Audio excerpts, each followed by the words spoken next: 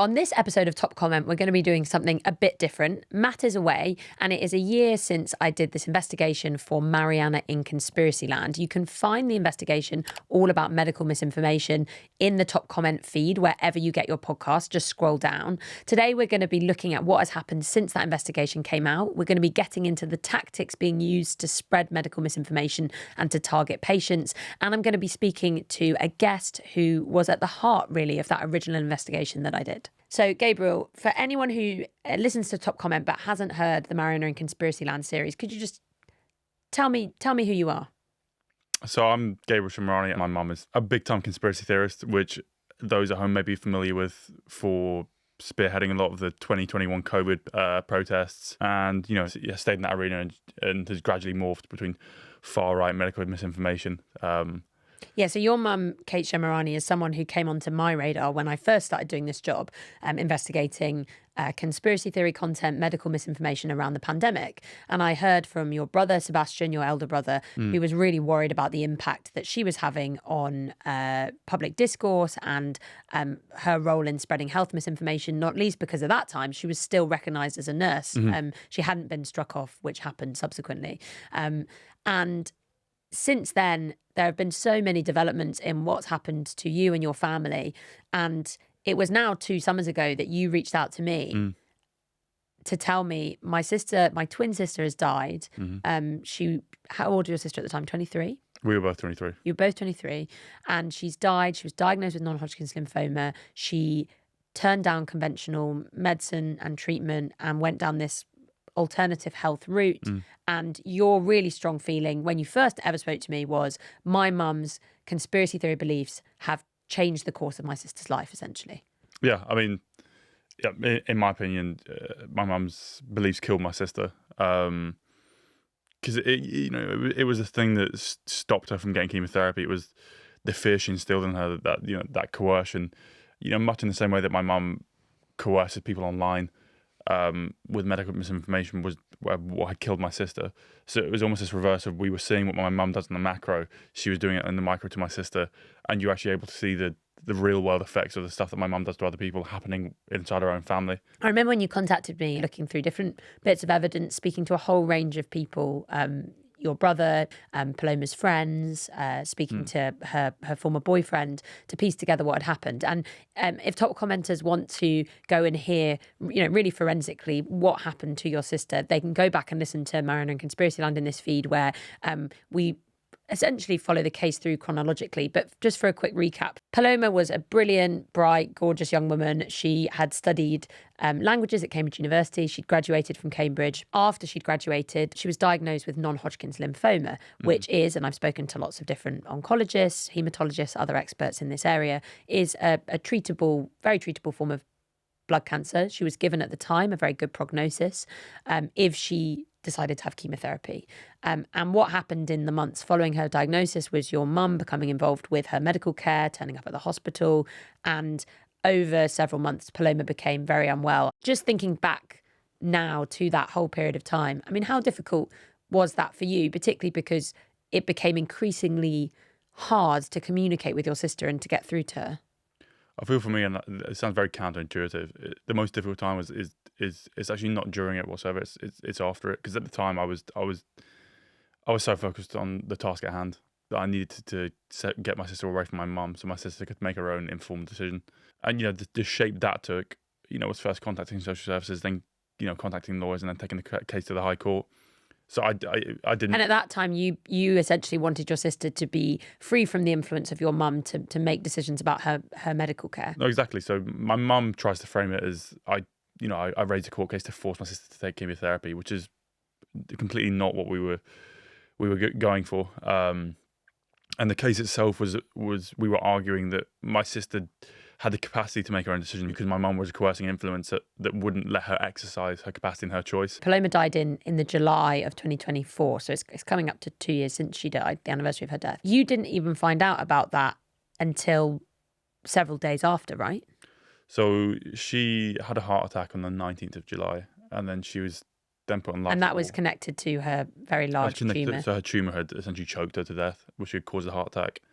And she was then put on life support, I until the 24th when it switched off. I only found out on the 31st of July because basically the hospital had informed the police that my sister had died, who had informed social services, and then social services had then informed the court, who had informed my lawyers. So there's many different layers it took for me to find out. My mum knew that my sister A had the heart attack, and B, when her life support switched off. So it was an active choice she made to not just hide it from me, but hide it from all my sister's friends, hide it from all the rest of our family. So I then had to break the news once I found out to my own brother, which was quite difficult. Just to better understand the kinds of alternative remedies that your sister was taking and the kinds of alternative therapy she was undertaking when she was very unwell, what kinds of things do we know that she was choosing to have instead of chemotherapy? So she wasn't using these in a complementary way. They were her entire treatment plan. So my mum had imposed a range of treatments, which included coffee enemas, apricot kernels, which for those that don't know have quite a high cyanide content in, hyperbaric chambers, juicing. The treatments that my mum was advocating and my mum was imposing, at best they were ineffective, and at worst they were actively detrimental. So I've since read that coffee enemas can be quite detrimental to your colonic health, and an overconsumption of apricot kernels is detrimental to your health for the high cyanide content. So that was the kind of stuff that she was imposing on and essentially trying out and testing on my sister. And your sister had, by that point, started to move away from some of the alternative health beliefs that you'd grown up with, right? Like I remember talking to friends who said Paloma, who'd never really wanted to take like ibuprofen if she had a headache, or paracetamol, had actually been like, actually maybe I'll take that now, or maybe I'll use toothpaste with fluoride, or maybe I'll start thinking about using sun cream, things like that. And so this for you felt like it was a change in direction for her in terms of what she was opting to do from a treatment point of view. Well, yeah, I mean, I've spoken about this since growing up. Our baseline was that we didn't get given vaccines, we didn't take certain medicines. It's your baseline because you grow up like that. So it's not actually an active choice. So you have to work out that you actually have to actively think about it. So I think before, with the rejection of sun cream or the rejection of certain toothpaste, that was less an active choice and more just that we've been raised that way. To stop doing that would almost be to question your habits. What was it like for you growing up in that environment? Because Paloma had started to move away from those ideas, but then was drawn back into them. You're someone who has outright rejected those conspiracy theory beliefs. How do you think you've ended up at that point, having been so hyper exposed to them as a kid and a teenager? I think for your viewers at home, because they see into our lives and they see how we were brought up as being so weird, they think surely you must have realised it was weird, when I haven't lived any other life. So for me, that was normality. So for me, it's been the general discovery process where, like, it's been a slow thing where you just remember parts of your life, and you just remember how odd little things were. And was there a particular moment where you lost faith in what your parents were telling you? In a particular moment, it was kind of because obviously my mum is a very aggressive, very abusive, but irrational woman aside from the conspiracy theories. Because you see her as this irrational, aggressive woman that, can't emotionally regulate herself, that kind of spurs you on to then start questioning what the beliefs that she also believed in as well. And also as well, I went to a good school, and I like to hope that I'm somewhat intelligent. Naturally, as a 15, 16-year-old, you start to critically evaluate some of the stuff that you've been told. Even as a 21, 22, 23, 24-year-old, I was still realizing stuff only then, that just how weird it was. So I remember there's a book that I quite like called Educated, that was written by a girl that grew up in like a Mormon survivor cult. And the thing that really stuck out to me in the first chapter was she talks about how her dad had misinterpreted part of the Bible one weekend, so just got rid of all the milk in the fridge. And for me, I remember reading that, and again, I remember a similar experience where we always used to have orange juice growing up until the age of 10, and then my mum decided that we were having too much and it was bad for you. People assume that the experience of growing up with conspiracy theorists is going to be these big obvious things like, they expect that we go home every day and we burn a picture of we burn a picture of David Cameron and like Boris Johnson. Growing up as in conspiracy theorist families, it's thousands of small things which which kind of build up the world that you live in, as opposed to like one or two big things, if that makes sense. When did you stop having a relationship with your mum, or what was that process of estrangement, if that's how you describe it. So estrangement is always quite a weird one in the sense of I cut her off when I was 18, so I moved out of the house. She was very like emotionally and verbally abusive. So throughout my last year at school, I'd kind of for a week or 2 weeks, I'd stay at a friend's, sleep on their couch, and I'd get close from her, stay there for a few days, or a week or 2 weeks. Then she'd been horrible again. So COVID came around, the COVID lockdown came around, and I remember when Boris Johnson announced that there was going to be a lockdown. I had this distinct. Can I swear on this? Yeah. I remember thinking like, locking down with that woman. So my friend Dan, his parents quite liked me, so they were like, we've heard you having a few issues with your mum. Do you want to come and stay with us for lockdown? And it's quite funny because I remember my mum she always used to tell me when I was growing up, like, you're such a leech. I wish you'd just leave. So I remember, going to get my stuff with my friend Dan from her house, or the family house. And I was like, well, I'm leaving. And she was like, yeah, sure you are.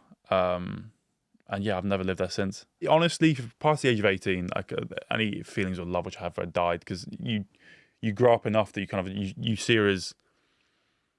I mean, she's difficult to love because I do see her as not. She is very malicious. She's not intelligent. So she's just quite a two-dimensional character. So when I was reinitiating a relationship with her, it was more of this kind of like, you feel a sympathy or a duty, or you feel some kind of like duty because, I guess because she's my mum, I guess I should be respectful towards her. She'd play possum quite a lot, or like send a message, making out how lonely she was because everyone had abandoned her. So, as any human would, you kind of think, I'll interact with them. I'll interact with them at arm's length.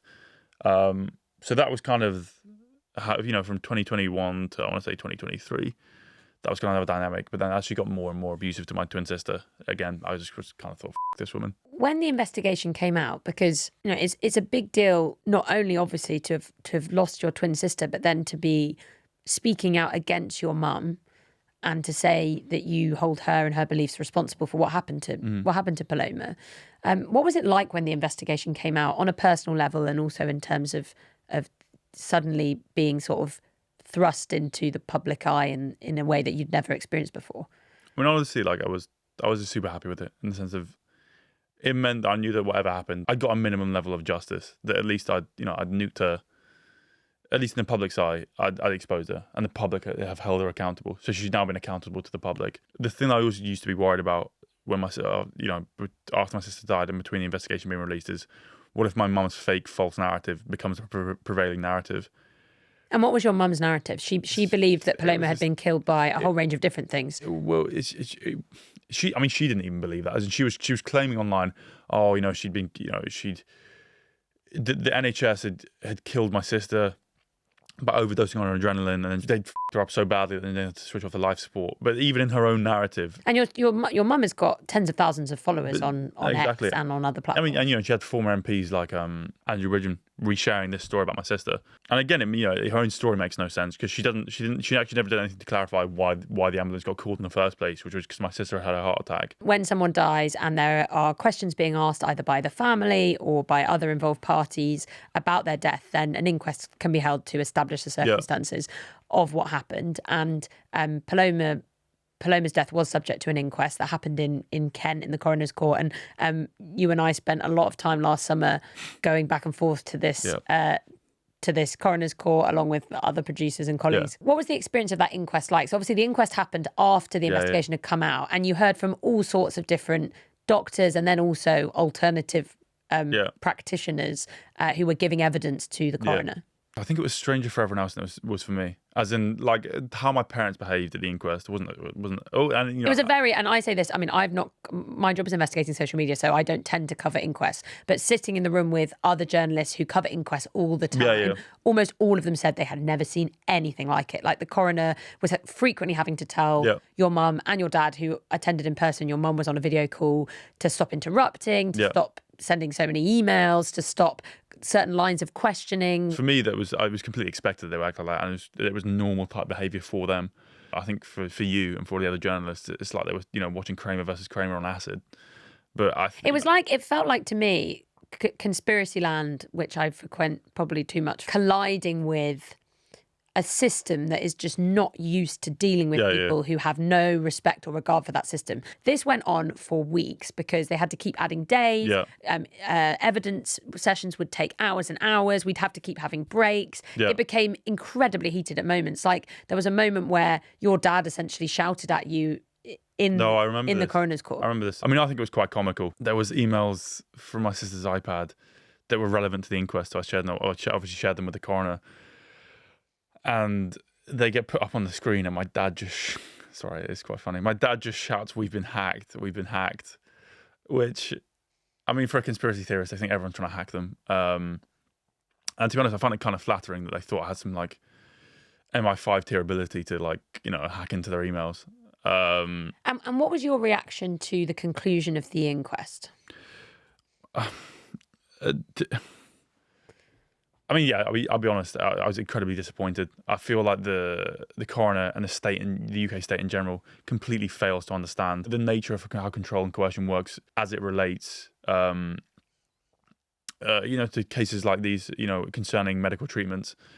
And so I think for me, because, you know, to summarise the coroner's findings, she essentially found a lot of stuff that we agreed with, you know, and she said word for word, you know, were it not for Kay's influence, Paloma would have, you know, I'm confident Paloma would have chosen conventional medical treatment and would still be here today. And that my mum was, you know, one of the key factors of my sister dying. So it was essentially my mum had played a role in my sister's death, but because she did it as a group, it was too difficult. So my mum essentially got off on this kind of joint enterprise technicality. Yeah, and let's just look at what the coroner said in her conclusion. So when she came back, she concluded that your mum and dad had more than minimally contributed to Paloma's death, and she said very clearly that that your mum influenced Paloma to reject chemotherapy in favour of alternative treatment. But she does attribute that influence more widely than just your mum. So she refers to the kind of network of alternative health practitioners, as they style themselves. And that was the reason that she gave for her ruling, rather than focusing entirely on your mum. And that's where your frustrations lie, in terms of understanding about how these sorts of alternative health networks operate. And my mum had coordinated that network in the sense of these were all people that my mum had introduced my sister to. And not only introduced my sister to, but she was the one that was facilitating my sister's communications with them. So she outlined all of this bad behaviour. And I think, to make me and my brother feel like that we were heard and we were appeased. But then she appeased the side of my mum and dad by saying, well, like, I'm not going to make that legal jump to saying this is objectively wrong. So then all you've done actually is you've actually just outlined a rule book 101 of, like, this is the extent of stuff that you can get away with. I know for you that was such a pivotal moment in terms of spurring you on to want to get, more justice for your sister, to want to ensure that your mum was held accountable. Let's fast forward to now. Yeah. What has the past year been like since that inquest concluded? And how do you feel about, what you're trying to do to ensure that this doesn't ever happen to anyone again? Yes, I think for me it's like, importantly, it kind of, I didn't have much faith in the British state to begin with. But for me, it was the final nail in the coffin where I've kind of realised if you want to enact any change, then there is, as much as I hate to be on this sort of like British decline porn kind of like strand, but like... A theme of top comment. Exactly. I've been watching the episodes. But I get to the point where you kind of realise that if you want to enact any positive change in this country, you can't do it through... You can't do it through the British state. So I tried meeting with MPs, but they move incredibly slowly. So that was essentially to no avail. The police, again, they don't understand, i.e. conspiracy land. So I've kind of taken this role where, I'm trying to see what I can do, kind of, I guess, off my own back. So, I think that takes many forms. So obviously, coming here and talking to you and sharing stuff that I've found about other people that my mum have hurt. Me and my friend do want to film some of our own bits and try and make some of our own content. We can help people understand this world, but also help people in that world understand themselves as well. There's been this tendency in the past 20 years where people they point and stare at conspiracy theorists and go, how funny, how strange, which kind of, reduces conspiracy theorists down to being people that were always crazy and were always kooky and they were always going to end up there. When if anything, I think it's very important to actually humanise a lot of people that believe in these conspiracy theories. Not because I'm saying we have to be kind to them and feel sympathy, but if you don't understand how they got there, then you don't understand how to get them out and to prevent others from going in there in the first place. And I think that's an important thing to highlight, which is that following the investigation, quite a few people got in touch with me talking about family members they have, friends who have been very unwell, either diagnosed with cancer or other serious illnesses, who have turned to conspiracy land and alternative health on its own, not as a complementary medicine. I think of one email I received from someone whose mum had cancelled, they say, her mastectomy. She was diagnosed with breast cancer off the basis of advice she received from your mum. And there was a line in the note that this person wrote to me saying, it feels like they've almost taught people how to reject or not listen to the views of their family members. How much does that kind of thing resonate with you? I mean, it makes me incredibly angry in the sense of like, what people need to understand is people like my mother, they've refined their craft. They know what they're doing. And like they know the certain words to avoid saying, where the plausible deniability lies. I mean, they're making money off of it. So like they are, by the literal definition of the term professional, they're professionally doing it. And I feel we've got a state that's approaching these kind of issues because they don't understand the nature of how these people work. They're not trying to create laws which deal with the harms that they cause, if that makes sense. I don't know how many more people are going to have to die, whether this is going to have to be, whether we are going to have to wait to the point where this becomes a public health kind of thing, where, now, hundreds and hundreds of, predominantly young women, are rejecting chemotherapy. And then the British state goes, oh, this is a real issue. I've been made aware of a list of names of people who appear to have been in contact with your mum about their own diagnoses, including some really serious forms of cancer, like cervical cancer, melanoma. And they were in touch with your mum before she was struck off as a nurse. Yeah. And then we fast forward to, for example, the person who emailed me about their mum cancelling their mastectomy. That was after Paloma had died, the timeline, from what's been suggested in the email. This was once Paloma had died, your mum was still continuing to give this advice to other patients. And you need only look at her feed on X now, where she still gets lots of views, likes, engagement. And she's continuing to encourage people with cancer to reach out to her so that she can give them advice. What do you think can be done to stop this happening? Because it seems like people who are vulnerable and are at risk and are often frightened with really legitimate questions because they're worried about what to do are still seemingly in touch with your mum, even after the inquest, even after the original investigation. Well, I think for me, there's a multifaceted approach that you can take. For example, coming back to the fact that my mum has been struck off. That was over the COVID misinformation, vaccine misinformation that she'd shared. However, that change is essentially has only served to be a semantic change, because my mum is still able to refer to herself as a nurse. She just can't refer to herself as a registered nurse. And to the average Joe at home, or even to you and me, like the difference between nurse and registered nurse, when you read that, you're not really going to understand what the intricacies of that are. So it still conveys a level of medical expertise which my mum doesn't have onto her.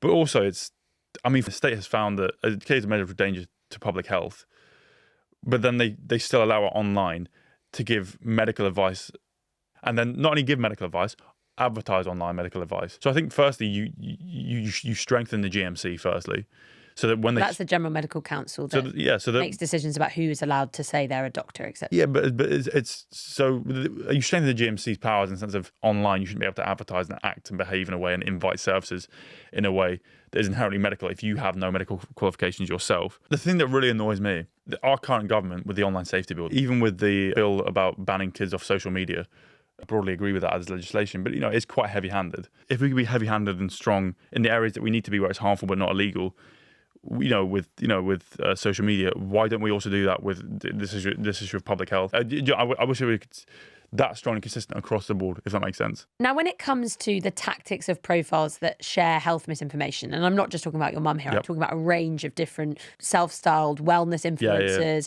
people who post misinformation about a range of different health topics, including cancer, but also vaccinations and other issues. Something I'm hearing a lot from doctors, nurses, people who work in the health profession is that it's incredibly hard for them to combat these tactics because these posts will often sell people the world, essentially. They'll say, look, do this, and you don't need to worry about any of the tricky bits of chemotherapy, like losing your hair or fertility issues. Their content will often be amplified and engaged with because the algorithms favour emotional stuff, right? I mean, what do you think about how the situation has changed since we first chatted about this. Like, does it feel like the health misinformation situation is improving or getting worse to you? I mean, definitely getting worse. I mean, without a shadow of a doubt. But I think with how do we fight that battle, to use that metaphor of a battle, I think where conventional doctors go wrong is that they're fighting on the wrong battlefield. As in, they think, right, we're going to fight these people on the science. But people like my mum, they're not selling their stuff based on the science because they'd lose, and they know they'd lose. It's a far more holistic thing where they take advantage of the legitimate failings of some kinds of conventional medicine. You'll notice with a lot of health misinformation, it's aimed at women and it's very, very feminine, and they capitalize on certain facts such as historically women's health issues have both been under-medicated for pain, but also less understood. But also, what alternative wellness and alternative medicine does really well is they understand that everything now is very image-based, it's very feelings-based, it's very vibe-based, and they understand that a lot of pressures and a lot of insecurities are imposed on women by our society, and they monetize that. A lot of the messaging when they're trying to get you into alternative medicine is around your fertility, and that chemotherapy will make you infertile, and then you're less feminine, or it's very looks based. Or the chemotherapy will make you bloated, it'll make you look like this. I mean, investigating this world, I feel like I see an increasing number of posts that have huge traction, not just about cancer, but about loads of issues, and particularly targeting young women and framing that content as wellness content. One of the issues I've had loads of messages about, and actually we've also had a message into top comment about, is around the contraception. Yep. Is around the contraceptive pill, for example, and misinformation about how the pill works and the impact it could have, which again plays on all of these really understandable fears and concerns people might have. The issue is how much the influencers who push this stuff truly believe what they're saying to you, and how much they know that kind of misinformation could be rewarded with views and clicks and ultimately money in the end. For me, asking the question of do these influencers truly believe it it's always the wrong question to be asking. Firstly, with people like my mum, they formulate beliefs completely differently. It's not an empirical thing, it's a feelings-based thing, i.e. which beliefs make them feel more important.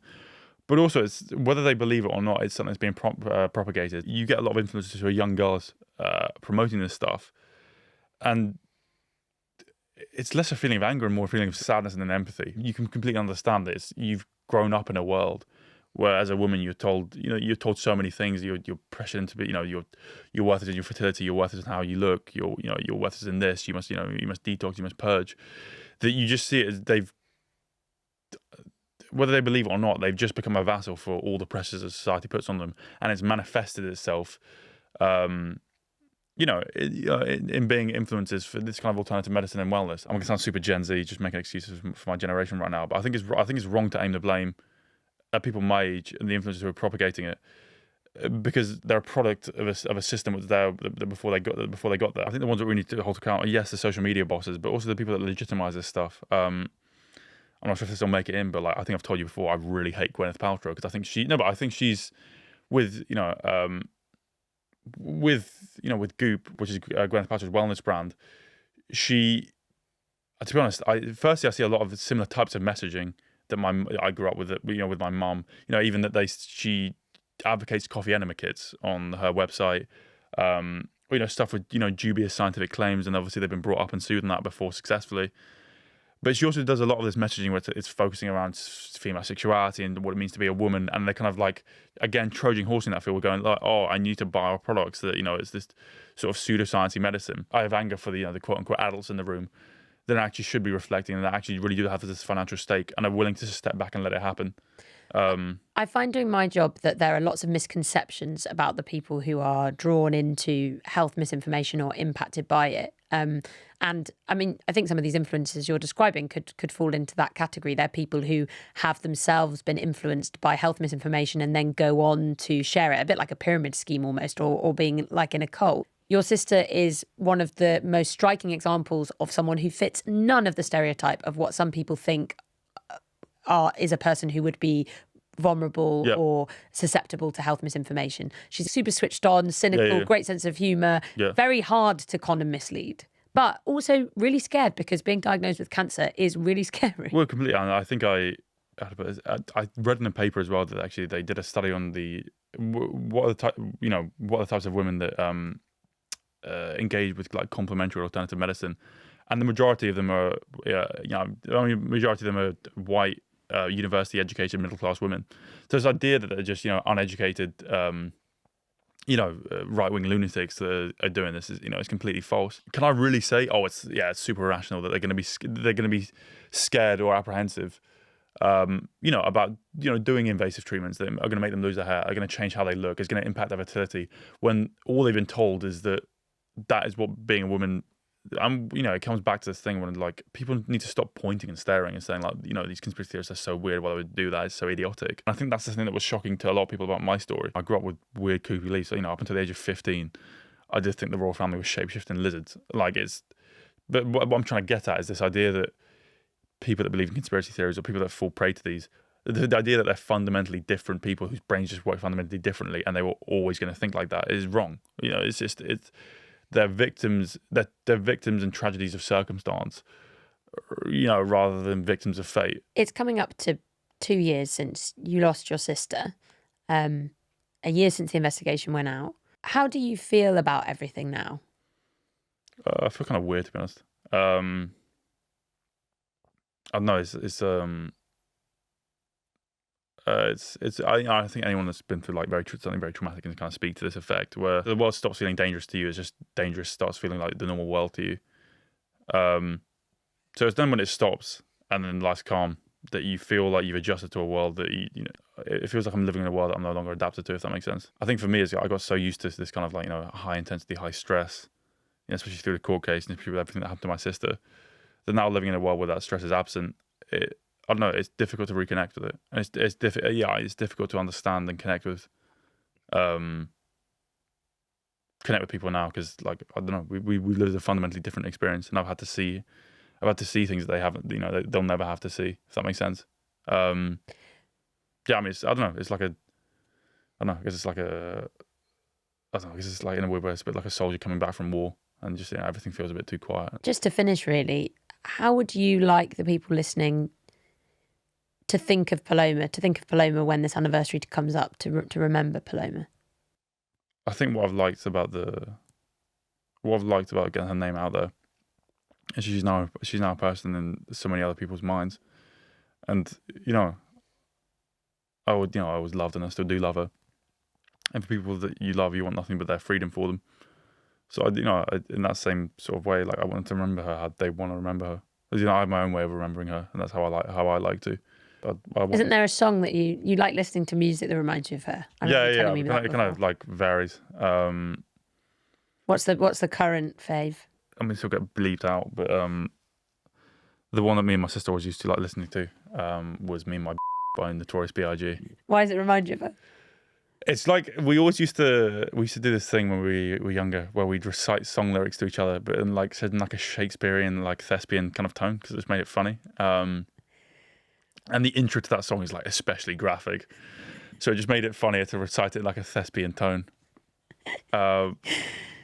So yeah, I'll be listening to a lot of Biggie when it comes up to the anniversary. I got in touch with Gabriel's mum, Kate Shemirani, and his dad, her ex-husband, Faramaz, about the allegations made in this episode. Kate Shemirani continued to dispute the details of Paloma's cancer diagnosis and the circumstances of her death. She also continued to make allegations about ambulance staff and the NHS. Kate Shemirani says, quote, records demonstrate that Paloma had full decision-making capacity and that, quote, the suggestion that I stopped Paloma from having chemotherapy is false. In relation to allegations about other patients who've been in touch with her, Kate Shemirani says, quote, I've never advised anyone to refuse surgery or chemotherapy. I underwent conventional cancer surgery. My work has consisted of nutritional support for individuals making their own treatment decisions. She also says she does not accept the allegation that she, quote, voluntarily shared confidential patient information with third parties.